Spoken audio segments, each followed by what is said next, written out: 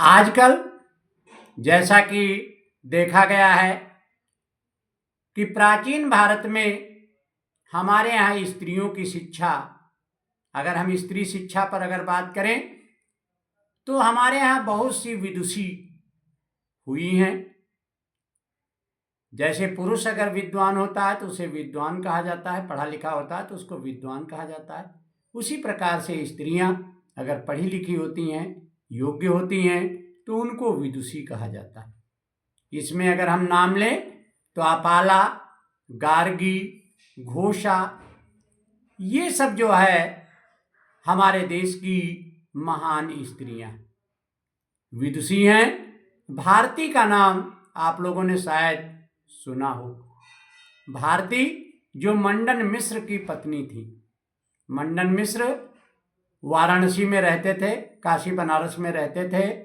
एक व्यक्ति ने मंडन मिश्र के घर का पता पूछा तो किसी ने ये बताया, यह कहकर के बताया कि जहाँ पर तोते भी संस्कृत बोलते हों वही मंडन मिश्र का घर आप समझ लीजिए कि आप खुद ही अनुमान लगा लीजिए कि तोते जैसा आप बोलेंगे, जैसा आप व्यवहार करेंगे, वैसा ही तोते भी व्यवहार करते हैं, तोते भी वैसा ही बोलते हैं। तो अब आप समझ लीजिए कि मंडन मिश्र के घर का वातावरण कैसा रहा होगा। संस्कृतमय वातावरण था।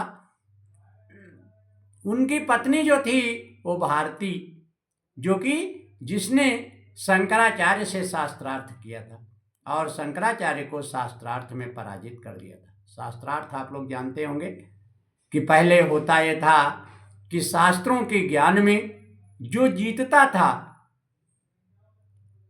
प्रश्न पूछे जाते थे, दूसरा उत्तर देता था, दूसरा फिर प्रश्न पूछता था और पहला फिर उत्तर देता था। इस प्रकार से प्रश्न और उत्तर के क्रम में जो उत्तर नहीं दे पाता था वह अपनी हारी मान लेता था और वह उसे गुरु स्वीकार कर लेता था।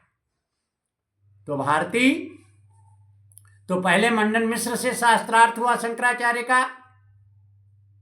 मंडन मिश्र जब शंकराचार्य से नहीं जीते तब भारती ने शास्त्रार्थ किया। वैसे शंकराचार्य ने भारती से बहुत ज़्यादा शास्त्रार्थ नहीं किया क्योंकि वो स्त्री थी, ये पुरुष थे, इस वजह से बहुत ज़्यादा शास्त्रार्थ नहीं किया। उन्होंने अपने को पराजित मान लिया और भारती का नाम तभी से हमारे इतिहास में छाया हुआ है। रानी लक्ष्मीबाई का नाम ले लीजिए, सुभद्रा कुमारी चौहान का नाम ले लीजिए, महादेवी वर्मा का नाम ले लीजिए, मीराबाई का नाम ले लीजिए। ये सब हमारे देश की स्त्रियां हैं, महान स्त्रियां हैं। तो संस्कृत में एक श्लोक कहा गया है, यत्र नार्यास्तु पूजन्ते रमन्ते तत्र देवता। जहाँ पर नारियों की पूजा होती है वहाँ पर देवता निवास करते हैं। तो इसलिए स्त्रियों को अपने को कम नहीं समझना चाहिए। स्त्री शिक्षा इस समय हमारे देश में चाहे IAS के क्षेत्र में ले लीजिए, चाहे PCS के क्षेत्र में ले लीजिए, चाहे न्याय के क्षेत्र में ले लीजिए, जज, वकील, सभी क्षेत्रों में लड़कियां बहुत अच्छा काम कर रही हैं। पता नहीं कितने गोल्ड मेडल, कांस्य मेडल, रजत मेडल, ये सब जो है जीत रही हैं स्त्रियां।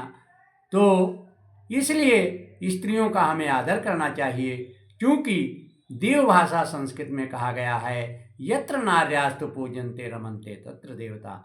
जहाँ स्त्रियों की पूजा होती है वहाँ पर देवता भी निवास करते हैं। इसलिए हमें भी स्त्रियों का सम्मान करना चाहिए और उन्हें हमेशा इज्जत की दृष्टि से देखना चाहिए। जय हिंद, जय भारत।